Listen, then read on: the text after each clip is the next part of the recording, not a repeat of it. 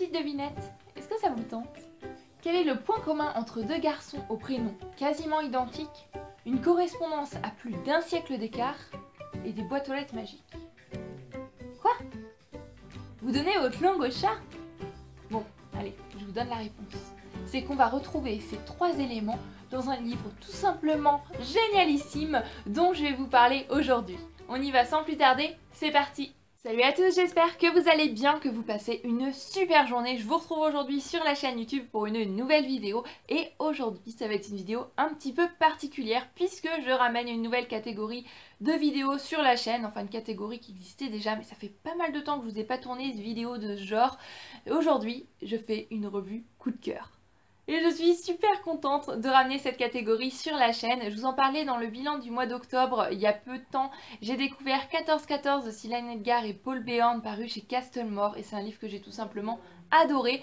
Donc je me suis dit qu'il fallait absolument que je lui consacre une vidéo à lui tout seul parce que j'ai vraiment envie de partager avec vous mon ressenti, de vraiment développer mon avis, que m'a fait ressentir ce livre quand je l'ai lu, etc. Et c'est une chose que je peux pas vraiment faire dans les updates lecture parce que si je commence à le faire pour chaque livre que je lis, les updates dureraient 3 heures et ça c'est tout simplement pas possible. Donc aujourd'hui je vous retrouve pour vous parler uniquement d'un seul et unique livre, il s'agit de 14-14. Alors 14-14 déjà au moment de sa sortie il me faisait de l'œil quand même, hein.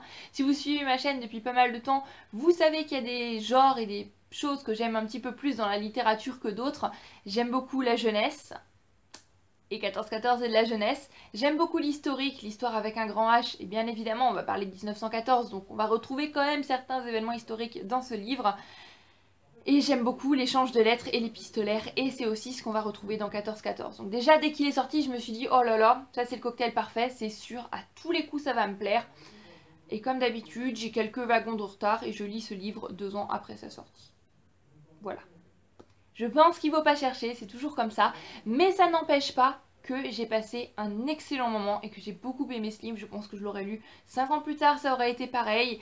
Il est tout simplement génial. Je vais quand même vous parler de l'histoire, de quoi ça parle, quelle est l'histoire de 14-14. Dans ce livre, on va suivre deux personnages en parallèle qui ont presque le même prénom. Il y a Adrien sans H qui est un adolescent qui vit avec sa mère et sa sœur en 2014 en France. Pour son père, c'est un petit peu compliqué, il est parti vivre en Chine. Je vous en dis pas plus. Et en parallèle de ce personnage, on va suivre Adrien avec un H qui lui vit avec son père, sa mère, sa sœur en 1914 dans un village non loin de celui dans lequel vit Adrien de 2014. Voilà, ça va être un petit peu compliqué de vous expliquer le synopsis. J'espère ne pas m'embrouiller, j'espère que vous arriverez à me suivre. Le Adrien de 2014 a une vie d'adolescent classique si je puis dire. Voilà, il vit avec sa mère, avec sa sœur. Il va aller au collège, il a des histoires de cœur, etc. Et sa vie va basculer le jour où sa mère va lui dire ce serait bien quand même que tu écrives une carte de nouvel an à ton cousin Adrien. Adrien avec un H. Autant vous dire qu'Adrien, il est pas super motivé, mais il va quand même écrire cette lettre. Et la flemme, va falloir aller la poster. Mais miracle, en sortant de chez lui, il découvre quelque chose de surprenant, une nouvelle boîte postale, bleue. Pourquoi est-ce qu'elle n'est pas jaune comme toutes les boîtes de la poste? On ne sait pas. Mais il va pas réfléchir 50 ans, hein, parce qu'il a un petit peu la flemme quand même, et dire je la poste là, et puis voilà. Seulement, ce qu'il ne sait pas, c'est que cette boîte postale est magique. Parce que sa carte va bien évidemment arriver à Adrien avec un H, mais ce n'est absolument pas son cousin, et c'est Adrien avec un H qui vit, lui, dans le village non loin du sien, mais en 1914. Cet Adrien de 1914 vit, quant à lui, avec son père, avec sa mère, avec sa sœur. Sa vie est un petit peu compliquée parce qu'il est très bon élève, il aimerait beaucoup aller un niveau au-dessus après son certificat d'études. Mais voilà, c'est assez compliqué parce que ses parents tiennent une ferme et ils n'ont pas forcément la possibilité de l'envoyer au petit lycée qui est assez éloigné et c'est une chose qui le tracasse énormément. Il a aussi ses petites histoires de cœur, je vous en dis pas plus. Et lui aussi va découvrir une nouvelle boîte postale qui est apparue et qui est jaune. Étrange, pourquoi est-ce qu'on a choisi une boîte postale jaune? Il sait pas vraiment, et il va recevoir un étrange courrier d'un certain Adrien, il comprend pas vraiment tout ce qu'il raconte, il parle d'email, etc. Qu'est-ce que c'est que ça? Et petit à petit va donc commencer une correspondance à un siècle d'écart entre ces deux personnages qui pendant la majeure partie du roman ne savent pas qu'il y a un siècle d'écart entre eux, et ça mène à pas mal de quiproquos. C'est un livre que j'ai énormément aimé, tout d'abord parce que je trouve le concept génial, le concept super original. Comme je vous le disais, les romans épistolaires, l'historique, c'est une chose que j'adore tout simplement. Envoyer du courrier et savoir que votre lettre traverse le monde et que quelqu'un va le lire dans un autre pays, ou même, voilà, que votre courrier va parcourir un chemin, je trouve cela tout simplement magnifique. Et voilà, c'est une chose qui m'émeut, c'est peut-être bizarre, mais je trouve ça juste sublime, donc j'adore l'épistolaire. Je tiens quand même à préciser, si comme moi, vous prenez ce livre en vous attendant à avoir de l'épistolaire, c'est pas vraiment le cas. On a l'échange de lettres qui est quand même la base de l'histoire, bien évidemment, mais on a aussi pas mal de parties romancées. Donc c'est pas vraiment de l'épistolaire, mais j'ai quand même passé un très bon moment et le livre en lui-même aussi est très bien fait. Non seulement je trouve la couverture très belle, c'est très bien écrit, c'est écrit à deux mains, donc il y a un auteur qui a écrit la partie 2014 et un auteur la partie 1914. Les lettres sont avec une autre police d'écriture qui fait un style manuscrit, c'est très bien fait. Mais aussi entre chaque chapitre, on a des extraits de manuels scolaires de l'époque de Adrien avec un H, donc Adrien de 1914. Et je trouve ça très bien, je trouve ça très éducatif, très pédagogique pour des enfants qui pourraient lire ce livre. C'est vraiment très intéressant et ça apporte un petit plus au livre, un petit bonus. Et j'étais toujours très heureuse de découvrir un nouvel extrait de manuel scolaire quand je terminais un chapitre. Les personnages aussi, parlons-en parce que c'est quand même eux qui font toute l'histoire, ils sont super attachants. J'avoue que j'ai un petit peu plus accroché avec le personnage de 1914 parce que voilà, son histoire, etc., tout ce qu'il vivait, ça m'a beaucoup ému, ça m'a touchée, au point qu'à certains moments j'avais un petit peu les larmes aux yeux, alors que le Adrien de 2014, je dois avouer qu'au début du livre, pendant pas mal de temps, il m'a un petit peu tapé sur le système. Je trouvais que il dramatisait tout, il donnait des proportions gigantesques à des choses qui finalement n'avaient peut-être pas tant d'importance que ça, mais avec le recul, je me suis dit que c'est un adolescent. C'est un adolescent de 14 ans, et qui n'a jamais été adolescent, qui n'a jamais eu 14 ans et des histoires de cœur et que ça a pris des proportions incroyables et on se dit avec le recul que c'était complètement ridicule de donner autant de proportions à des faits si insignifiants, mais voilà, c'est comme si c'était le drame de sa vie, le drame du siècle. Et sur le coup, ça m'a fait un petit peu lever les yeux au ciel parce que voilà, j'ai plus son âge bien évidemment, j'ai plus 14 ans et maintenant je vois ça d'un tout autre œil.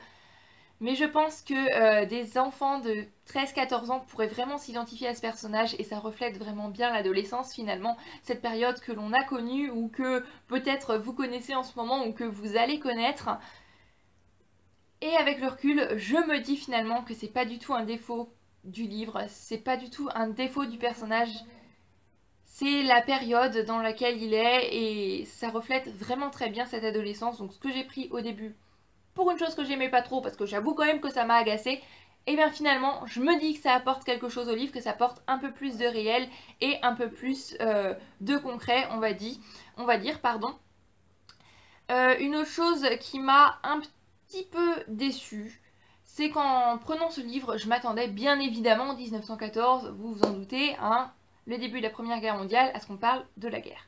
Finalement, on va pas beaucoup parler de la guerre, mais c'en est pas moins intéressant pour autant, notamment pour les enfants. Je trouve que c'est un livre qui est à mettre entre les mains de pas mal d'enfants à partir de 10-11 ans. C'est le moment parfait je pense parce qu'on va vraiment découvrir ce que pouvait être la vie d'un enfant en 1914, donc au début du XXe siècle, et que c'est complètement différent de ce que les enfants vivent aujourd'hui, et se dire que finalement, eh bien, on a bien de la chance d'être en 2014, on a bien de la chance d'avoir tout ce qu'on peut avoir aujourd'hui, d'avoir l'accès à l'éducation. Voilà, on voit les choses sous un autre œil et je trouve que ce livre devrait être lu par pas mal d'enfants, ce serait une très bonne chose. C'est très instructif, c'est très bien fait, c'est éducatif, c'est pédagogique, c'est tout simplement génialissime. En plus c'est super addictif, on a envie de savoir la suite et ce livre pour moi ça a été les montagnes russes. J'ai ri, j'ai souri, j'ai pleuré. Voilà, je m'attendais vraiment pas à ressentir autant d'émotions, je m'attendais à ce que ce livre me plaise, mais évidemment pas autant, même si comme je le disais, finalement, comme le personnage d'Adrien m'agaçait, comme on parle pas assez de la guerre, c'est des choses auxquelles je m'attendais, mais finalement j'étais surprise de pas les trouver là. Au début, je vous avoue, j'ai refermé le livre, ça n'a pas vraiment été un coup de cœur, je me suis dit, oui, enfin, je m'attendais pas à ça, je m'attendais à plus. Et c'est le genre de livre que finalement on réfléchit, finalement on mûrit en nous, et je me dis, bah oui, et bah c'est pas plus mal, et bah c'est bien aussi. Parce que c'est vrai que des livres qui parlent de la guerre de 14, au niveau jeunesse, il n'y en a pas beaucoup. J'en suis consciente. mais il y en a quand même pas mal. Et là, c'est autre chose. C'est un plus. Et puis cette correspondance, ça apporte vraiment beaucoup à l'histoire. Et je peux que vous le recommander. Comme je le dis quand je fais des revues coup de cœur, c'est toujours très délicat parce que j'ai toujours l'impression à la fin que mes vidéos sont pas top et l'impression que je sais pas à la hauteur du coup de cœur que j'ai pu avoir pour le livre parce que j'ai vraiment envie de vous donner envie de le lire. J'ai vraiment envie, voilà, que vous alliez vous le procurer, je ne sais pas, l'emprunter à quelqu'un ou quoi, parce qu'il mérite d'être lu, il mérite d'être lu par pas mal d'enfants, par pas mal d'adolescents et même par pas mal d'adultes, parce qu'il est tout simplement génialissime. En plus, on va traiter aussi d'autres sujets qui sont un petit peu plus lourds, notamment la relation paternelle que Adrien de 1914 peut avoir avec son père, une relation que l'on va voir évoluer, et je vous avoue qu'à la fin du livre, j'avais le cœur qui se serrait, mon cœur de petit chamallow qui fondait et mes larmes aux yeux, c'était tout simplement magnifique.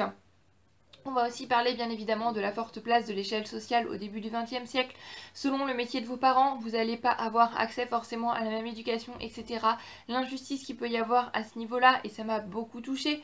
Pour venir au Adrien de 2014, on va parler de la difficulté au collège, un petit peu du harcèlement scolaire, des histoires d'amour bien évidemment comme je le disais, et c'est des problèmes dans lesquels certains élèves, certains enfants pourront se reconnaître. En tous les cas, les histoires d'amour, je pense que c'est assez intemporel, tout le monde pourra se reconnaître là-dedans.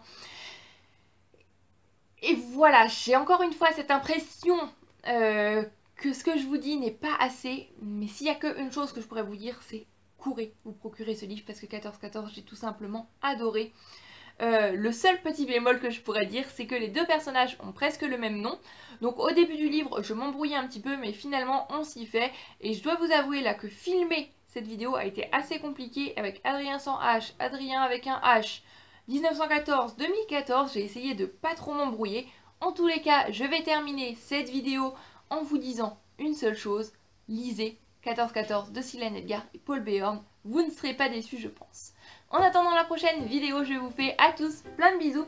Prenez grand soin de vous, passez de très belles lectures et à très bientôt dans une prochaine vidéo. Bye bye! Après avoir terminé cet énorme coup de cœur qui a été 14-14 pour moi, je me suis mis à réfléchir et à me poser certaines questions un petit peu étranges, notamment et si ces boîtes aux lettres magiques existaient réellement et que j'avais l'incroyable possibilité d'échanger avec quelqu'un qui vit à une époque totalement différente de la mienne mais qui a le même âge que moi, à quelle époque est-ce que je voudrais envoyer ma lettre? Ça m'a tracassé pendant quelques jours et finalement, je pense que pour ma part, j'enverrai ma lettre dans les années 1950 parce que c'est une période qui me passionne énormément et si j'avais cette incroyable opportunité de pouvoir envoyer une lettre à une personne de mon âge qui vivrait en 1950, et ben j'en serais incroyablement heureuse et ce serait quand même quelque chose d'extraordinaire. Donc je me demande à quelle époque vous, est-ce que vous enverriez votre lettre? 1950, 1940, 1910, le 19e siècle, le Moyen-Âge, le futur? Voilà, tout ça m'intrigue, je suis assez curieuse, donc si vous avez envie, n'hésitez pas à me laisser un petit commentaire pour me dire à quelle période est-ce que vous enverriez votre lettre si vous aviez cette incroyable opportunité. J'ai super hâte de lire vos commentaires.